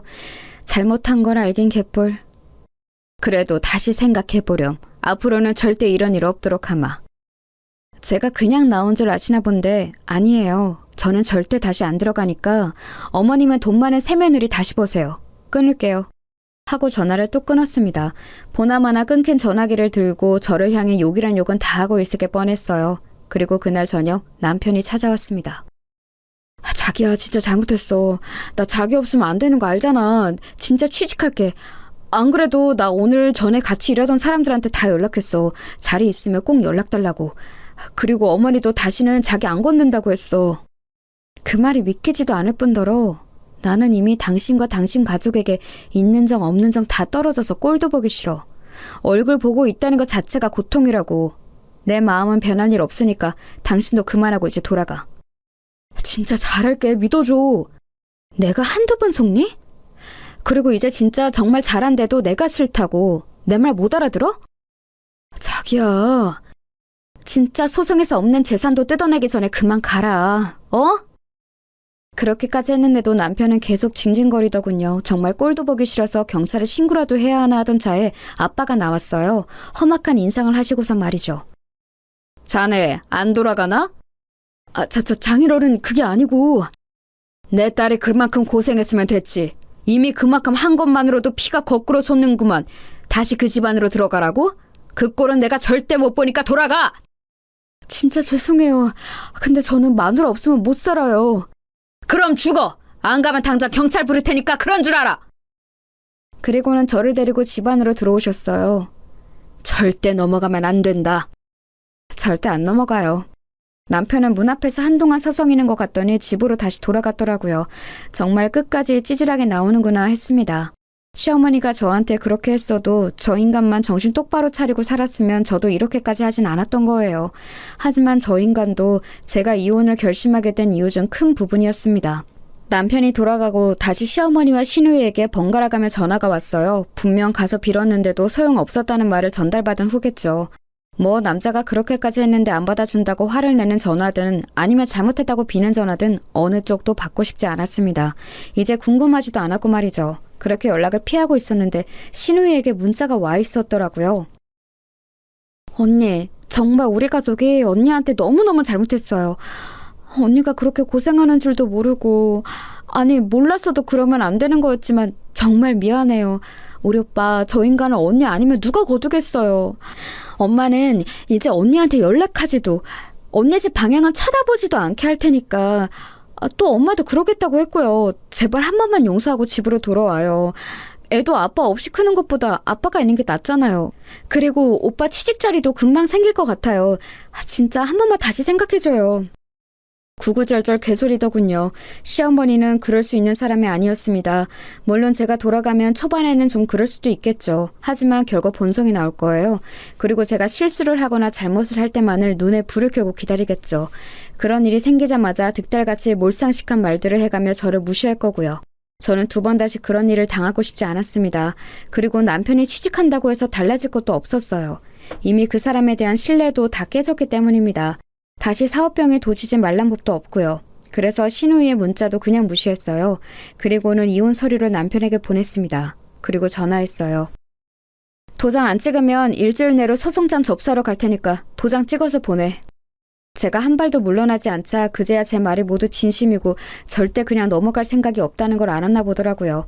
시어머니가 저희 집으로 찾아왔습니다. 물론 예상 못한 바는 아니었어요. 애비한테 말 다 들었다. 그동안 네가 정말 고생이 많았더구나. 말을 해주지 그랬니? 아직도 제 탓이세요? 그걸 말하면 저한테 잘해주고 말 안 하면 거지 같은 년 소리 들어도 되고요? 그건 내가 그때 너무 흥분해서 미안하다. 흥분을 매번 하시잖아요. 어머님은 그게 한 번도 아닌데 왜 한 번 그런 것처럼 말하세요? 너희 하는 일에 이제 하나도 간섭 안 하고 아예 안 보고 산다고 해도 괜찮다. 그러니까 갈라서는 것만큼은 다시 생각해보면 안 되겠니? 정말 속내가 뻔히 보이지 않나요? 아들이 진 빚을 아들 혼자 혹은 자신들이 떠안게 생겼으니 저러는 게 뻔히 보였습니다. 아마 남편이 이야기를 자세히 했겠죠. 이제 더 이상 숨길 수도 없는 노릇이었고 말입니다. 그 나이에 빚 있는 백수 아들을 떠안아야 할 생각을 하면 아마 시어머니 성격에 잠도 제대로 못 잘 게 뻔했습니다. 그리고 취직 자리를 알아보고 있다고는 하나 요즘 같은 경기에 좋은 자리가 남편에게 올 리도 없고 말이죠. 그렇게 잘난 아들인데 이럴 때는 또 주제 파악이 확실하게 되나 보더라고요. 왜요? 저같이 가진 거 없고 모자라고 거지 같은 며느리 내보내고 어머님이 원하시는 학벌도 좋고 돈도 많은 며느리 들이세요. 저는 그 집구석에서 정이란 정은 다 떨어지다 못해 그쪽 방향은 쳐다보고 싶지도 않으니까 그만 돌아가시고요. 내가 너무 미안하다, 아가. 처음 들어보는 단어였어요. 아가. 진짜 비웃음이 나왔습니다. 어머니가 이러셔도 진짜 소용없어요. 왜 이러시는지 알겠는데 전 정말 돌아갈 마음이 눈꼽만큼도 없어요. 더 이상 밤낮 없이 일하면서 그 인간 빚 갚아주고 싶지도 않고 지 부인은 밤을 새가면서 인형 만드는데 방 안에서 욕이나 해대며 게임하는 한심한 꼴 생각만 해도 치가 떨려요. 그러면서 자기 아들 잘났다고 며느리 무시하는 몰상식한 시어머니가 있는 그 집안으로 다시 안 돌아가니까 포기하고 그만 돌아가세요. 그러자 무릎을 꿇더군요. 그건 좀 예상 밖이긴 했습니다. 정말 미안하다, 아가. 진짜 다시는 그런 일 없도록 하마. 네가 우리 집 복인 것도 모르고 애비는 내가 혼쭐을 냈다. 그만 돌아가자, 어? 자꾸 이러시면 재산분할 소송도 겁니다, 저. 그러면 제가 갚았던 빚까지 토해내야 하는 거 아시죠? 그렇게 말하니 눈빛이 변하더군요. 그리고 자리에서 슬쩍 일어나더니 좀 전보다 날이 선 말투로 물었습니다. 역시 그런 사람이었어요. 진짜 안 돌아갈 거니? 네. 애 딸린 이혼녀가 다시 시집을 갈 수 있는 것도 아니고 혼자 좀 뭘 어떻게 먹고 살겠다고 이렇게 무모하게 구는 거니? 아직 애비한테 다 못 들으셨나 본데 제가 인형 만들어서 버는 돈이 애비가 저한테 가져다 준 월급보다 많거든요. 혼자서 충분히 애 키우면서 살 수 있는 돈이고 이제 결혼을 질려서 다시 하고 싶은 마음도 없어요. 그니까 제발 좀 돌아가세요. 제가 제 밥벌이는 충분히 하고도 남는다는 말에 놀란 듯 표정이 잠시 변하더군요. 그 인형 쪼가리 팔아서 그렇게 돈이 된다고? 네, 그러니까 제 밥벌이는 걱정하지 마시고 돌아가세요. 적어도 지금 애비보단 훨씬 잘 먹고 잘 살 수 있으니까. 시어머니는 가지 않고 계속 뭔가 말하려는 듯 했지만 외출을 했다 돌아오신 저희 엄마와 마주치는 바람에 돌아가야 했습니다. 저희 엄마가 화를 엄청 내셨거든요. 그동안의 울분을 다 토해내셨어요. 내 딸이 그런 소리를 들어가며 그 집구석에 있었을 생각만 하면 제가 자다가도 벌떡 깨니까 험한 꼴 보기 전에 돌아가세요. 그렇게 돌아간 시어머니는 아마 제 인형을 좀 찾아본 모양입니다. 그리고는 생각보다 인기가 많다는 사실에 놀라던 것 같더라고요. 그날 이후로 정말 매일매일 전화와 문자가 왔습니다. 아가야, 내가 정말 미안했다. 다시 한번 생각해봐. 너 아니면 저런 모자란 애비 누가 걷어주겠니? 내가 정말 잘하마. 여보, 진짜 이혼할 건 아니지? 돌아올 거지? 번갈아 가면서 오는 연락에 정말이지 진절머리가 나더군요. 태도가 이렇게 싹 바뀔 수 있다는 것도 말입니다. 결국 경고한 일주일이 지나서도 도장 찍힌 이혼 서류는 받을 수 없었어요. 그래서 변호사를 찾아갔습니다. 그리고는 이혼 소송을 준비했어요. 그런데 그 사람들은 제가 조용하니까 이혼을 안 하려나 보다 생각한 모양이더라고요. 자기야, 일단 집으로 들어와. 같이 살 거면 얼굴은 봐야지. 아가, 이혼 안 할 거지? 그 사이에 저는 조용히 소송을 준비했습니다. 알아보니 소송 사유가 되고 또 남더라고요. 시어머니가 저한테 한 폭언들은 증명을 할 수는 없다고 쳐도 사업을 말아먹은 남편이 1년 가까운 시간 동안 아무것도 하지 않고 방 안에 틀어박혀서 게임만 한 것만으로도 충분하다고요. 아, 그리고 사실 폭언은 문자라도 증거들이 좀 남아있기도 했고 말입니다. 소장을 작성하고 집으로 날아간 것 같았습니다. 그날 바로 득달같이 달려올 줄 알았는데 며칠간은 조용했어요.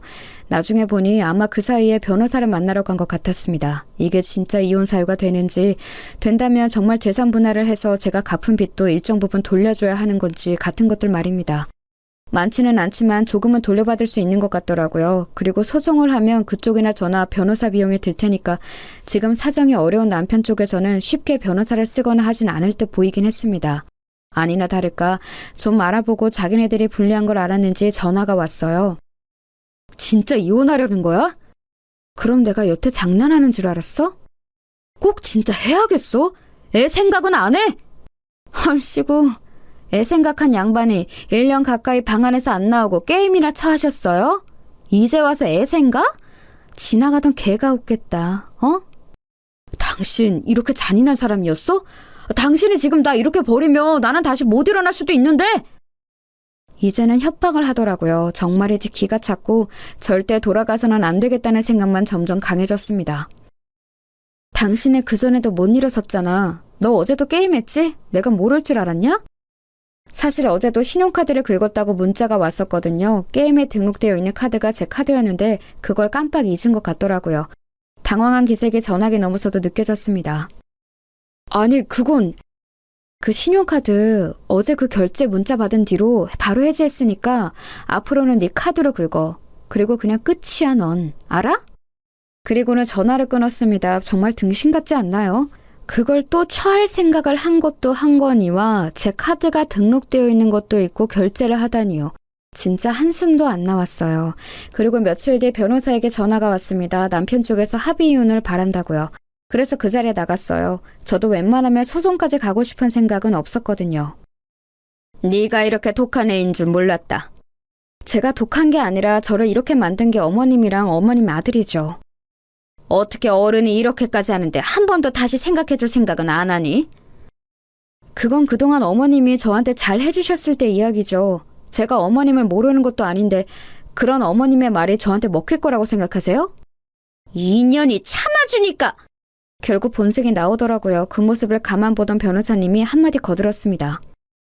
합의하러 오신 거 아니에요? 이러면 저희도 소송 갑니다. 그 말에 이를 악물더니 자리에 앉더라고요. 사실 저희 의뢰인은 소송을 하는 게 나아요. 한 푼이라도 더 받으니까요. 그런데 빨리 인연을 끊고 싶어하는 마음이 크니까 합의 요청을 받아들인 거고요. 근데 자꾸 이렇게 비협조적으로 나오시면 안 되죠. 저희가 봐드리는 건데. 네, 알겠으니까 빨리 진행하시게. 변호사 사무실을 아무리 다녀봐야 나오는 결론은 같았을 겁니다. 저한테 위자료나 재산 분할의 권리가 있다는 것만 확인받았겠죠. 재산 분할과 위자료를 받지 않는 대신 양육권은 제가 가져오는 것으로 합의를 했습니다. 그 와중에 양육비에 대한 이야기도 하길래 단호하게 이야기했어요. 양육비 안 줘도 돼요. 대신 아이에 대한 모든 권리는 저한테 주는 걸로 동의하고 제 허락 없이는 만나지도 못하는 걸로 하면 오케이 할게요. 그 말에 남편은 좀 고민을 하는 것 같았지만 시어머니는 옆에서 그냥 사인하라고 재촉을 하더군요. 지금 남편의 형편에 양육비를 줄 수도 없는 것도 없는 거였지만 아이 처음 낳았을 때부터 딸이라고 구박했던 게 생각나는 건 어쩔 수 없었습니다. 아이를 딱히 예뻐한 적도 없고요. 저런 할머니는 아이를 위해서라도 없는 게 나아요. 그래도 가끔 보기는 해줄 거지? 아예 못 보게는 안 할 테니까 사인이나 해. 남편이 망설이더니 결국 자기 엄마 등살에 못 이겨 사인하더라고요. 저런 인간을 남편이라고 믿고 결혼하고 살아낸 지난 모든 날이 정말 후회가 되는 순간이었습니다. 그리고 동시에 홀가분하기도 했어요. 그렇게 합의 이혼을 했습니다. 그 집안과는 완전히 끝났어요. 모든 게 끝나고 나오는 길에 시어머니가 저에게 했던 말이 아직도 생각이 나네요. 너보다 100만 배는 나은 새 며느리 드릴 테니까 두고 봐. 꼭 그러세요. 자기 아들은 금방 다시 재기할 거고 저보다 훨씬 나은 며느리를 볼 거라는 그 악에 바친 다짐을 들으며 돌아섰어요. 뒤에서 고래고래 고함을 지르는 소리도 그냥 웃어 넘겼습니다. 이제 정말 끝났으니까요. 여기까지 이야기하면 아마 뒷이야기를 궁금해하시는 분들이 많으시겠죠. 그래서 뒷이야기를 덧붙일게요. 아마 많은 분들이 원하는 사이다 같은 결말이긴 할 겁니다. 남편은 예상대로 제대로 된 취직 자리를 알아보지 못했어요. 여기저기 작은 회사들을 조금 다니다 잘리거나 그만뒀다고 하더군요. 사업을 했던 시기를 아직도 잊지 못하고 회사 생활에 적응을 못하는 것 같았습니다.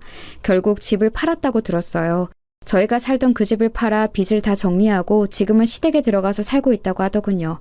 밤새 게임만 하는 아들을 보며 제 속 터지는 심정을 그대로 겪고 있을 시어머니를 생각하니 정말 고소했습니다. 그리고 제 인형은 입소문이 점점 더 더해져서 이제는 함께 동업해서 사업을 하자는 사람이 생길 만큼 사이즈가 커졌어요. 사업에 대한 편견 때문에 아직 본격적으로 시작하지는 않았지만 말입니다. 이미 혼자서는 감당이 안 되는지라 조만간 뭐든 해야 할 것 같긴 합니다. 벌이도 괜찮고 아이도 잘 크고 있어요. 그리고 시어머니와 남편은 제가 어떻게 사는지 뭘 하는지 틈틈이 알아보고 관심을 가지고 있는 것 같더라고요. 아마 재결합을 하고 싶어 하는 거겠죠. 시어머니는 골칫덩이 아들 다시 치워야 하니까 그런 거겠고요. 한 번은 시누이가 찾아와서 재결합 생각 없냐고 슬쩍 떠보길래 만나는 사람이 있다는 거짓말을 했습니다. 그날 저녁에 바로 남편에게 전화가 왔었어요. 당신 진짜 만나는 사람 있어? 그게 너랑 무슨 상관이야? 내가 만나는 사람이 있건 말건? 결혼 다시 할 생각 없다고 그랬잖아. 그때는 없었지. 지금은 좋은 사람이 있으면 할 건데? 진짜 결혼까지 생각하는 사람이 있다는 말이야? 아니 글쎄 그러던 말던 네가 무슨 상관이냐고. 그러고는 정말 화가 나서 전화를 확 끊어버렸어요. 아니 지가 뭐라고. 혹시나 저랑 재결합을 기대했던 건가 싶어서 더 기분이 나빴습니다. 하지만 거기서 끝나지 않았어요. 이번에는 시어머니가 저를 찾아왔거든요. 만나는 사람이 있다는 게 진짜니? 아니 그러거나 말거나 대체 무슨 상관이시라고 돌아가면서 이 난리를 치시는 거예요? 결혼 생각 없다고 해서 우리가 양육권을 포기한 게 아니니? 거짓말하지 마세요. 양육비 내기 싫어서 포기하신 거잖아요. 그리고 혹시나 애 가지고 협박할 생각하지 마세요. 이미 다 알아봤어요. 제가 재혼한다고 해서 양육권을 다시 돌려줘야 할 의무도 없고 만약에 그러면 그동안의 양육비도 청구할 수 있다고 하니까. 그 말에 시어머니가 움찔하더군요. 이미 거기까지 다 알아본 거니? 너도 참 독하다. 어머니만 하겠어요. 다시 찾아오지 마세요. 그리고 혹시나 재결합 이런 건 꿈도 꾸지 마시고요. 어머님이 그 호언장담한 저보다 몇 배 나은 며느리 보시게 되면 꼭 연락 주세요. 직접 가지는 못해도 축의금은 낼 테니까. 아니 저게... 뒷말은 듣지도 않고 돌아섰습니다. 무슨 소리를 하는 건지는 몰라도 고래고래 소리치는 게 들려오더라고요. 정말 징그러울 만큼 한결같으신 분이죠?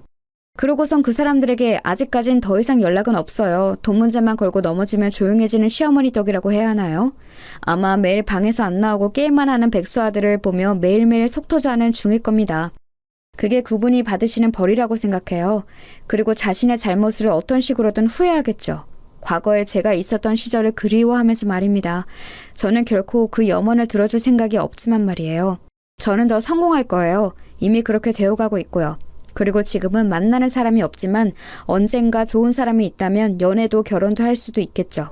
물론 아직까지는 결혼의 결자만 들어도 치가 떨리지만 세상에는 전 남편이나 전 시어머니 같은 사람만 있는 건 아니잖아요. 아이는 잘 크고 있답니다. 원래 남편도 아이에게 그닥 살갑거나 잘 봐주던 사람이 아니라서 아빠를 찾지도 않아요. 오히려 자신을 너무너무 예뻐하는 외할머니와 외할아버지를 너무 좋아하고 따라서 제가 다 섭섭할 지경이라니까요. 요즘은 제가 밤낮 없이 바쁜 바람에 아이의 양육을 거의 제 부모님이 하고 계셔서 그게 너무 죄송할 따름이에요. 물론 두 분은 너무 좋다고 하시지만 그래도 아이 보는 게 보통 일은 아니니까요. 그래서 이번 여름에는 다 같이 해외로 휴가를 나가기로 했어요. 가족끼리 다 같이 가는 해외여행은 처음인지라 벌써 두근거리네요. 저는 지금 너무 행복합니다. 그 전에 혼자 아이를 키우는 게 겁나서 아이가 아빠 없이 자라는 게 무서워서 망설였던 지난 날들이 후회될 정도로 말입니다. 그런 사람들과는 헤어지는 게 맞았어요. 그런 집안에서는 아이도 행복하지 않았을 테니까 말입니다. 길다며 긴 제 이야기 들어주셔서 감사합니다. 참고 사는 것만이 능사는 아니라는 것 여러분도 늘 생각하시고 하실 말은 하시면서 그렇게 사셨으면 좋겠어요. 가만히 있으면 정말 호구 취급하는 사람이 너무 많더라고요. 아, 밥 먹을 시간이네요. 그럼 저는 여기서 제 이야기를 마칠게요. 즐거운 하루 보내세요.